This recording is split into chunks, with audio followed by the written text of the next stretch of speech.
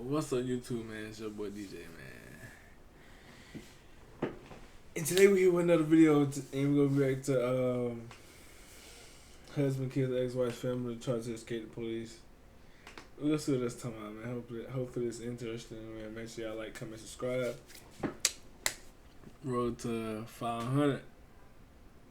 So hit the subscribe button. It don't cost you nothing, bro. Don't cost you nothing. You just scroll it down and press subscribe. Just subscribe, bro. It won't hurt. Subscribe and like, my nigga.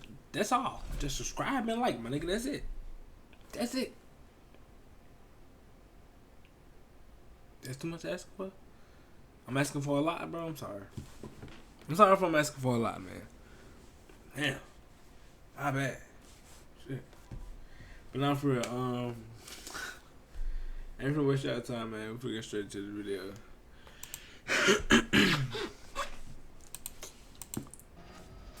This is Jason Carroll's, and he's currently being chased by 12 police cars and 1 police helicopter. We stopped a little bit of traffic here. The reason is that just a few hours ago, he killed all 3 of his children to get back at his wife for divorcing him. Man, bro, this is like the second or third video I didn't watch. However, this car chase would end the husband and killed his wife family, like, or his family, like what's up? Like, what's going on? My bad, this loud, bro. I'm gonna mute it just because. It all started on Monday morning of June 13th, 2022. The police department of Round Lake, Illinois, received a shocking phone call from 30-year-old Debbie Carrolls, who had just discovered her kids unresponsive. 911. Oh yeah, y'all. By next week, My husband, my kids. Okay, tell me exactly what when we got to that, I'm gonna have that capture card. So I'm gonna stop at streaming. Okay, alright. How many Catch all of that. 3. I'm gonna let y'all How know. were they killed? Please. Yeah, you'll be first to know. They're cold. Trust. How, okay, please. Gonna be first to know, my guy. Ma'am, how were they? I don't know. Maybe he suffocated them or some. They're laid in the bed. I'm assuming he took them. Okay, where are you right now, ma'am? Okay, we have officers there. Where are you right now? I'm upstairs. Like, I'm inside. I'm upstairs. Okay, she's upstairs. Please, please, please, guys, wake up, please.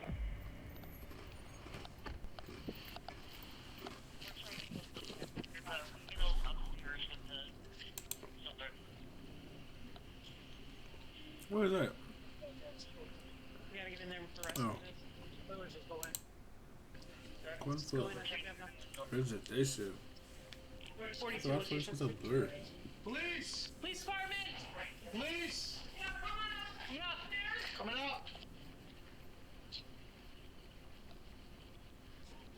We got blood here.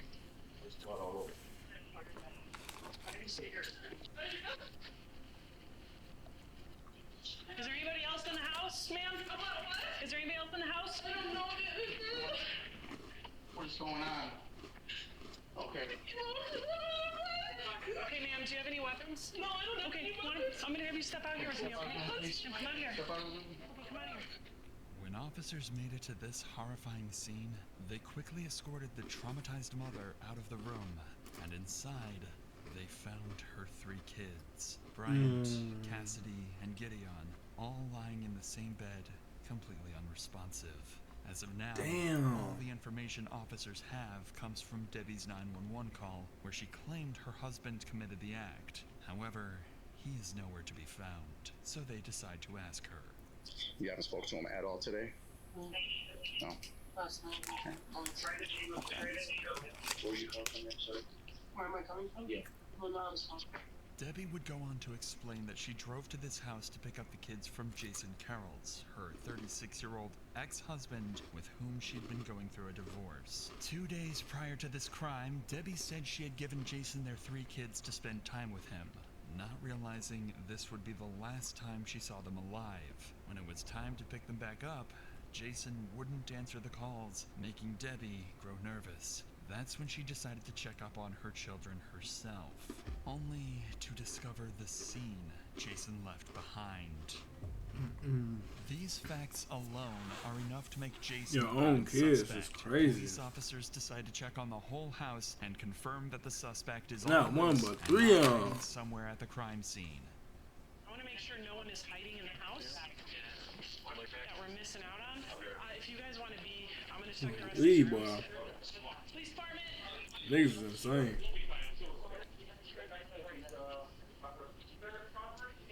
got a knife in the bathroom. You got a knife there? I got a knife in the bathroom. Okay. Hey, let's leave the house. This address sounds familiar. Yeah, I'll come from over here. I'm looking there. No, I don't see anything in here. So I feel pretty confident up here. I'm guessing we shouldn't have anybody but a rescue come up, right? Rescue's coming up. And that's it. It seems like Jason is not in the house. The only thing this female officer finds is this knife near the bloodied sink, along with a bloody razor blade. These could be possible murder weapons that Jason used in this disturbing crime. However, when the medical examiners arrived at the scene and had their first look of the victims, they would quickly dismiss this theory entirely. So, do you guys see the wounds on the kids?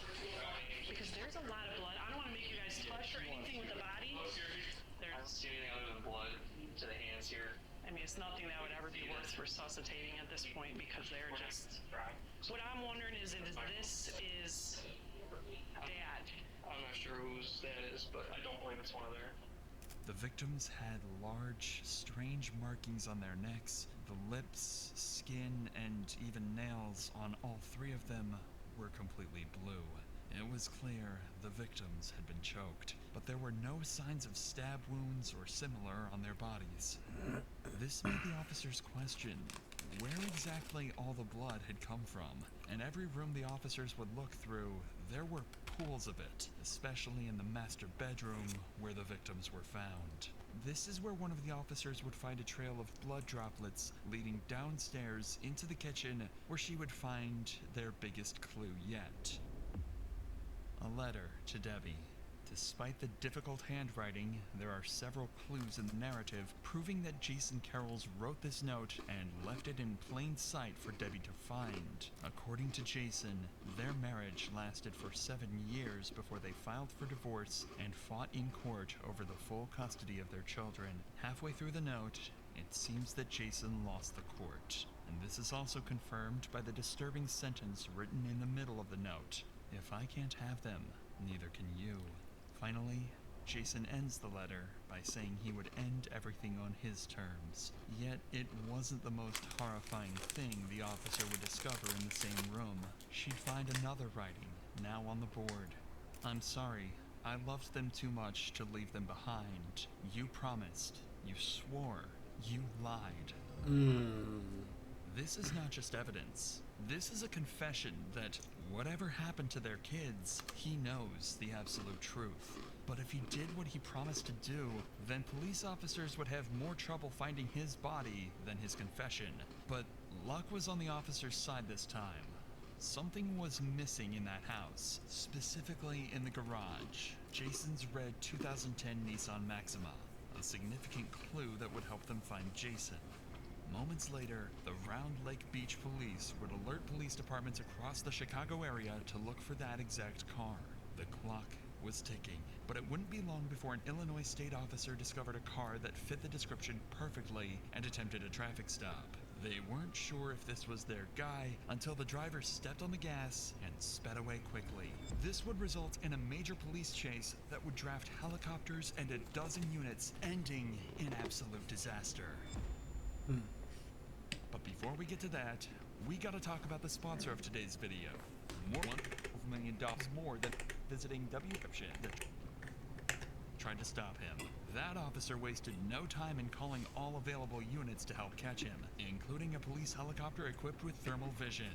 The adrenaline-pumping chase continued like this for 17 minutes, with police driving as fast as possible, but Jason somehow going quicker, even managing to slip out of the helicopter's vision for a brief time.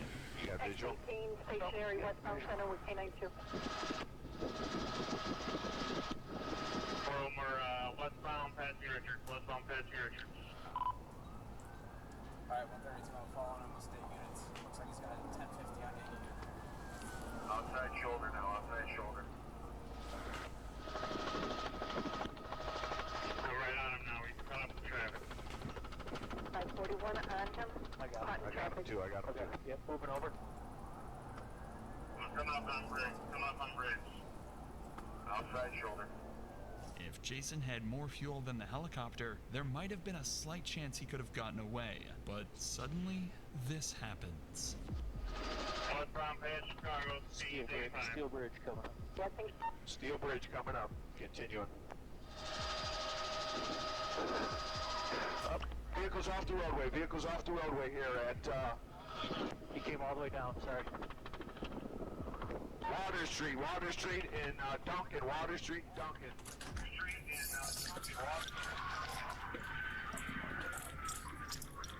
Yeah, but over with.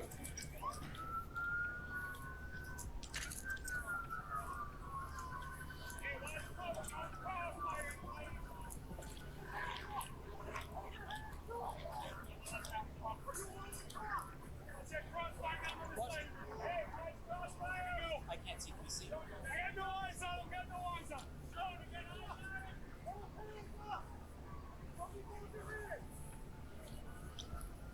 Keep them there!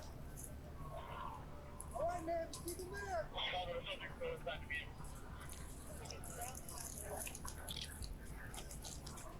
Don't move, man. I know you're fucked up, boy. Don't move. Can you see his hands? Yeah. You ready to see? Keep them up. Tell me I can shoot you. Come here. Put your hands. Put your hands on the car. Put your other hand out the car. You got any weapons in the car? No, sir, I don't. No knives, no nothing. What? Leg right now, lacerations up on the arms. Hands. My plan was to drive. Hey man, can you feel your feet? So, Willie, don't move your legs. Can you go your toes right now? Anything else, right? You don't know? Keep your eyes open for us, okay, bud?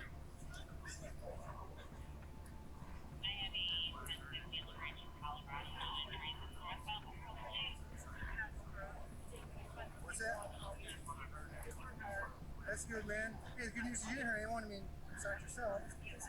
Further inspection of Jason's state proves that Jason is unharmed, but clearly struggles to stay semi-conscious. But even then, he has enough strength to admit what he did back at the house. What are you doing, Grange? Yeah. What's that? You think you hurt your kids? They tried to... It's no good, man. I woke up, and then all of a sudden, they were dead. And I couldn't hear you. You don't remember what happened? I mean, I know what I did, but I didn't feel like it was my doing. I don't understand. All right, man. Well, we're going to get you the help you need, okay? Where are you from? Don't you know? They're tough from here, but you know what I did. I've heard some stuff. I mean, it's all kind of new to me. I mean, I'm not gathering enough based on what you said. To be with them.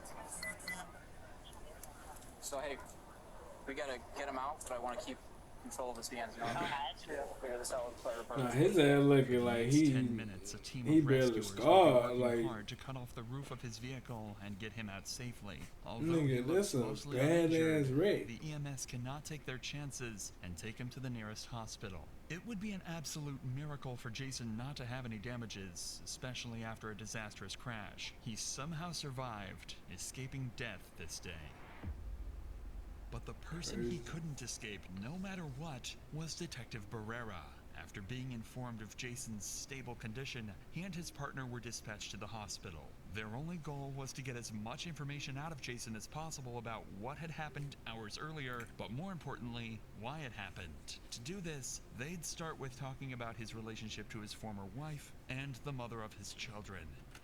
So what's I thought going he killed on all three. you and your wife, man? I mean, from my understanding, you guys have had some issues, or Well, my side of it is, you can go and look back at like text messages. Man, I thought he killed the kids and the wife. You feel me? I've always complained about how Niggas just she killed the kids. That nigga said, if I can't help him, nobody can, nigga. That's some selfish ass shit. self-worth. And then and she's always like manipulating me and they put me down and been mean to me. And the only time like I've really been mean to her is when it's like I'm not even being mean. It's more like if like she said something mean or rude that's not true to hurt me, so I say something mean back because I know if I say something mean, she'll tell me the truth. Clearly, this doesn't make much sense. It seems like Jason might be trying to portray his wife as a manipulative and toxic partner. However, it's hard to tell if this is a genuine feeling or simply an attempt to gain sympathy from the officer. So Detective Barrera decides to keep digging.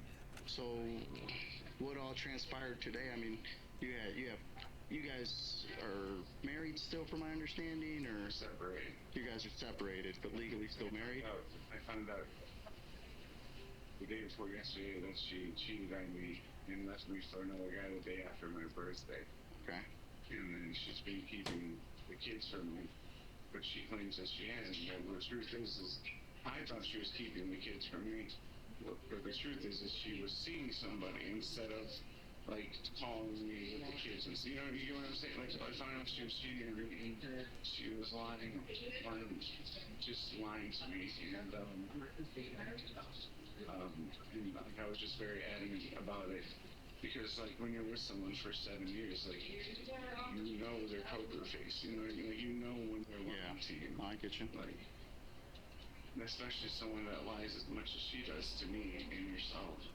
Jason is describing his wife as manipulative, mean, and the problem in their relationship, which seems unlikely given what they know he's done. This conversation is going nowhere, so the officer decides to move on to more important things. What happened to the kids? If I'm being honest with you, sir, I don't know why I did what I did. But, like, I know what I told myself when I did it, you know what I mean? Okay. Like, what was that? And it was, like, that they were, that, like, they deserved to be with me, and that I felt like she was neglecting them, and I wanted myself, and for some reason, I thought it was okay to hurt them, too. I don't know why I did that. Like, I thought we would be together, like, you know, and whatever's after this life, like, you know, and, like, the whole time I was trying to at home. I kept telling myself they're waiting for you. You have to be with them. Was this something that you wanted to, for her to feel your pain in that sense, or you know? Yes or no to that. Okay. Honestly, I don't think so. Okay. What exactly? I just didn't want to be in pain, and I think I told myself that. And you'll actually hear it in the last time we talked. I told her, it's like, if I'm not around, you're just going to start taking it out on him, and they don't deserve that. And I think I felt like I was saving them. I don't know why. Saving them in what sense? From going through the pain that I did. It's almost as though he believes what he did was reasonable, at least in the moment he did it. If this is indeed the case, it's likely he is genuinely mentally ill, which means he had limited control over what he did and can claim that in a court of law. But regardless of if he is mentally ill or not, detectives still need to build a case against him, so they decide to dig deeper into what exactly he did to his kids. Kind of walk me through today, kind of what was going on, how were the kids, were they joyful, playful? They were awesome. Yeah? I mean, they wasn't like frustrating? Like this was yesterday and the day before. What was? I did everything I did, I started doing this morning at 1 in the morning. So 1 in the morning is when everything happened? Yes, sir. Okay, so what was going on? Because I know you guys spoke on the phone yesterday, right? Yeah. What time did your guys' phone call end? I want to say about midnight. About midnight? Yeah. Okay, you guys' phone call ends around midnight. Yeah. And then what happens? Were you drinking? You say you don't drink, right? Okay. No. Hey. No, absolutely. Okay. So then what kind of happened? What kind of triggered you after the phone call ended? Were kids sleeping or were they up? Everybody was watching TV, and then I had to give him a bath. Yeah. And like, I don't know, like, I just, something in my brain snapped because of the things she said to me on the phone. What was it that she said? That I you know, it's weird because she did say some nice things to me in the end, but it's like, she said that I was nothing, that I deserved nothing, that I was a terrible father, a terrible husband, and like all these things, and it was like, I don't know, like, something snapped in me, and like, and I know that makes it seem like I was trying to get back at her, but it was like, it was never about getting back at her. He was trying to get back at her, nigga. Don't be lying, nigga. Tell the truth. Like, that's what I told myself. Yeah. The detective makes a final note and leaves Jason on a little break before they can continue questioning. There might be something Jason hasn't mentioned yet. Something like a sheet of paper with his handwriting lying on a kitchen table and a short note on the board. Detective Barrera comes back and informs Jason that there will be cops watching him for the next 24 hours to make sure he doesn't run away or try to harm himself. Barrera then recites the whole timeline to ensure they're on the right track, with Jason making minor adjustments to the story, and eventually Barrera stops to question Jason about one final crucial detail. One thing I did want to ask was, so I know one of the officers noticed there was a note left on what was in the kitchen. Yeah. Now was that when you left the house? So like, something snapped at me, I wrote the letter, and then I did it. Okay. That makes sense then. I haven't seen it, so that's why I was just looking for some help there. I think it starts off like I mentioned about how she swore on the kids' lives that she wasn't cheating on me, and like, you know, and then I said I hope it was worth it. It was like, it wasn't like I hope it was worth it, I'm getting back at you. I was hoping it was worth it, like you pushed me to do something for myself, like kind of. Okay.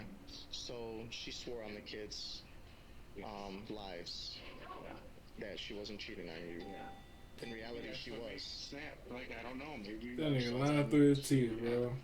Basically, in your head, you're saying, you're thinking, again, you know, correct me if I'm wrong. Any moment, I'll admit, part of me thought, like, if she's gonna swear in their lives, they belong to be with me, like, you know, like stuff like that. Mm-hmm. This statement confirms the writing on the board. You promised, you swore, you lied. It seems like his supposed mental illness and urge to, quote, save his children were not his only reasons for doing this. These statements make it seem like Jason partly did this to get back at his ex-wife for cheating on him, leaving him, and taking his children.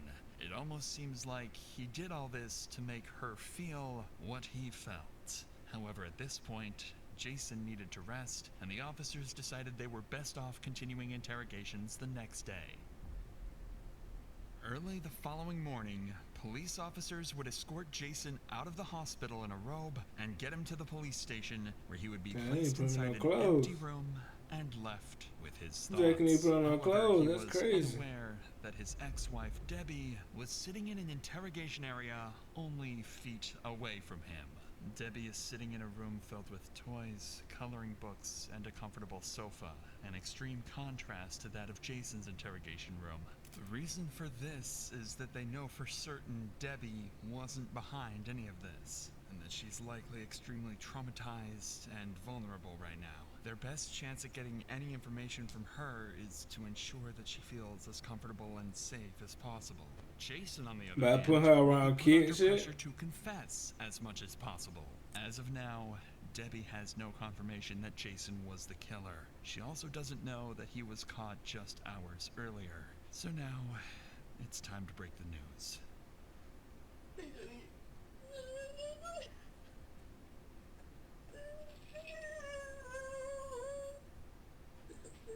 I know we spoke earlier. I'm sorry, I don't, you know, this isn't part of my job I enjoy. But I do have to officially, you know, do this, and I have to notify you that he did your 3 children. How would I believe it? Did you find him? Yes. Is he dead? No. Where did you find him? The police chase about an hour and 30 minutes away from here. he's in custody, and we're gonna do our best. I'm a detective. I'm a detective unit. We're gonna charge him as best as we can. We're gonna do this right. Everything Jason said up to this point was nothing but his own version of events. And Debbie, well, she never got the chance to talk about what she saw that day and what it made her feel. As a victim, her voice matters the most, and that voice would be the final nail in Jason's coffin. I woke up, I ate, I didn't contact them until I was on the way to get them because they had the doctor's appointment today. But I went to Walmart to get diapers. I went to Walmart to get some sand for their playback. I get a bathing suit for my daughter. And then I went there and I opened the garage door and didn't notice anything. I didn't really think about it. I walked in and I looked to the right and I saw the door broken off the hinges. And then I saw drops of blood. And then I turned around and looked in the garage and I saw that his car was gone. I started calling him because I thought maybe he took the kids or went somewhere. And then I heard his phone upstairs. So I started walking up the stairs and I just saw more blood and then just started saying to myself, no God, please no, please no. And I go in the room and I saw all three of them there on the bed. And they were waking up. They were so cold. While Debbie was spilling her heart out, little did she know, Jason was sitting in the room next to her, staring down into the emptiness. Her ex-husband, the father of their kids, and a vicious murderer. It's hard to understand what he thinks at that moment. The memories he had with his children, or the regret he feels for making them leave this world too early. After 10 minutes of complete silence, Detective Barrera returns to the interrogation room for his second and last conversation with Jason, with no idea that he was about to discover a major piece of this story that could have prevented this entire massacre from ever happening. How's your work situation? Do you work during the weekend? No, I don't work at all. That's why I felt like I should be watching and seeing them a lot more. Okay, alright. How long have you been unemployed? Since December. Since December? Okay. What did you do before? I worked at Bob's Crab House. Bob's as a waiter. Okay. You still keep in contact with your coworkers there? No? No? Okay. So, ever talk to any of them? I did reach out to one of them after I found out that he was cheating because she had claimed that she met him at a bar and that one of her coworkers gave him her number. So I just messaged whoever. I was like, hey, can I ask you a question? And he was like, oh, sorry, I didn't get that. I was like, oh, never mind. Like, I figured it out. And then I kind of broke down later, and I was like, I just found out. And I told him, like, everything, because he was the one person that I felt like I could trust. Have you talked to him since? No, How long ago have you had contact with him? that was, like, 2 days, or that was, like, Saturday or Sunday. And so Saturday, the kids get dropped off. Around what time did they get dropped off? I want to say 1. It was afternoon. Afternoon? Yeah. Okay. How were the kids? Were they happy to see you? Joyful? Yeah, they were happy to see me, and, like, well, because the kids were outside playing on the swings and stuff, so, like, I started asking her, and I'm like, I was very, like, calm, and I was just asking questions about, like, who she was seeing, and, like, how she met him and stuff, and then, and she would say, like, she didn't want to talk about it anymore, and I would say stuff like, what do you have to lose, like whether you cheated on me or not, it doesn't change anything with the custody battle, because Illinois, like, I know the law was, like, it wasn't a bad, like, exchange? It wasn't bad, it wasn't good, it was just I had handled it great until I had got mad and texted her later, and like, I don't remember what I said in the text. Okay. Because I was just so mad that she was, like, that she's still lying to me, Okay. and that, yeah. So then you sent her a message, and you, And I was getting upset too, because she kept saying stuff like, you should be spending time with the kids, and I'm like, I'm messaging you because they're sleeping, like, I'm messaging you because, like, I can play with them and text you at the same time, like, Yeah. With all of these events combined, there would be one last phone call that pushed Jason to his limits. But that same phone call could have prevented this murder, if not for Jason's hatred. And you mentioned it was the phone call that kind of set things off, maybe. That's the thing, like, I mean, there was a phone call, and then about a half hour, 45 minutes later is when I started everything. But like, even the phone call, it's like it ended well.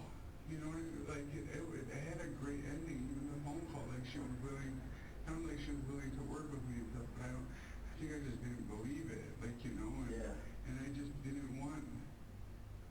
I know it sounds up and messed up, but I just didn't want. I didn't want this to end. Like, I wanted to be with them forever. And I felt like this was the only way. It sounds like Jason actually was close to resolving a lot of his frustration with Debbie. This is But insane, something bro. after this call and before the attack must have triggered him to go through with this insane and horrifying plan. Like, I don't mean, like, I don't want to hurt her, but I'll say some things sometimes to hurt her because she hurt me. And, like, Okay. but I wasn't doing it to hurt her. Like, that was not my intent. Because, like, if that's what I wanted, I would have, if I really wanted to hurt her, I would have stayed home. I would have waited for her to see the kid like that, and I would have hurt her too. Okay. You know what I mean? Like, I would have. I believe you, Jason. Yeah, I don't think by any means am I sitting here saying you wanted to hurt her. You know, I mean, again. I don't want to hurt anybody. Okay. Now let me ask you this. But you did. And find you guys.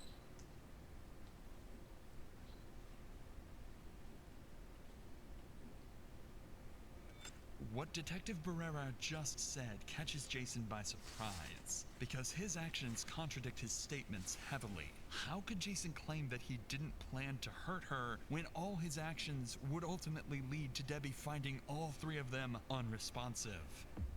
It wasn't until about like noon, 12:30, like so 12 hours later almost, that's when I realized like she's gonna be here soon. Like I can't, like I don't want to hurt her. I don't want to, like I can't be here when she's here because I'm just gonna end up hurting her to give myself more time to be with them. Okay. Yeah. And so like my whole thought process was, is the only way to get more time to do it is that I'll go drive into something, but then there was just too many cars on the road. I didn't want to hurt anybody. So I drove to the city. Which I don't know my way around. I don't know anything about the city. I've only ever been to Chicago like for sporting events, and that's it. His response to Barrera's question completely falls apart when it's clear his actions left Debbie to discover the gruesome scene, traumatizing her forever. All of this made it clear, not just to detectives, but later a jury, that he was mentally ill and was not fully in control over what he did. In June of 2022, he was charged with 3 counts of first-degree murder, and in February of 2024, pleaded guilty but mentally ill. This means he will serve a life sentence without the possibility of parole, while also receiving mental health treatment. After the story went public, Debbie chose to start a GoFundMe page in order to raise money for the funeral and court expenses, gaining over $70,000. As of December 2024, she's decided to maintain her privacy, but we can hope she's doing her best to move forward and recover from this tragedy. Damn, boy. Okay.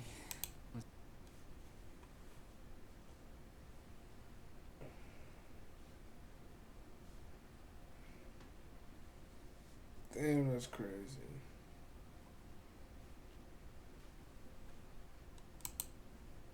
That's crazy.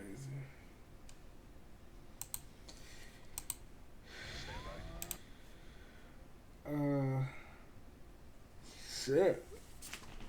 Damn. This is insane.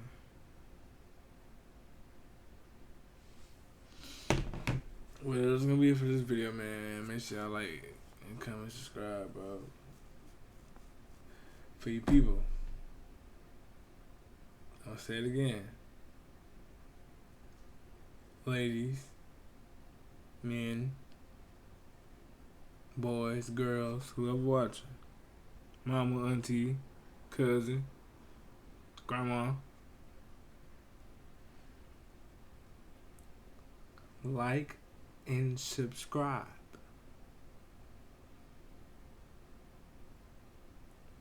I greatly appreciate it.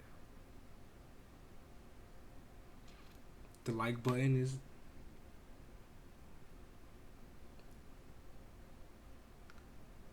subscribe button is to say subscribe. Subscribe. Do I need to start adding like a subscribe, like a little subscribe thing be popping up right here like every 3 seconds? Or a like button that pop up like right here every 2 seconds? Just subscribe, bro. Like and subscribe, bro. Just it. I appreciate it. But that's gonna be it for this video. So I'll see y'all in the next one. Peace.